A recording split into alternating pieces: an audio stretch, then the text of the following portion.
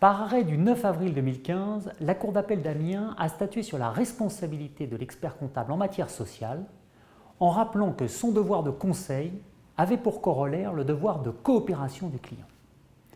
Dans cette affaire, un accord de branche avait instauré un régime de prévoyance obligatoire pour les salariés à compter du 1er janvier 2005. Une entreprise n'ayant pas souscrit ce régime de prévoyance obligatoire, elle avait été condamnée par un conseil de prud'homme et elle s'était ensuite retournée contre son expert comptable.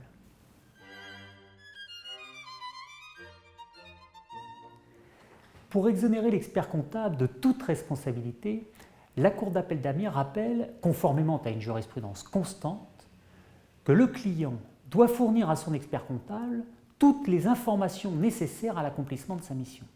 Or, en l'espèce, le client n'avait pas informé son expert comptable de l'accord de branche instaurant un nouveau régime de prévoyance et il était donc à l'origine de son propre préjudice.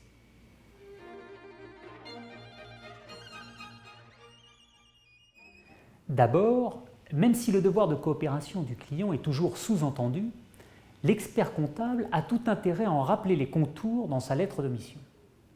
En l'espèce, la lettre de mission précisait que le client devait informer son expert comptable de toute modification intervenant dans la convention collective ou dans les contrats de travail.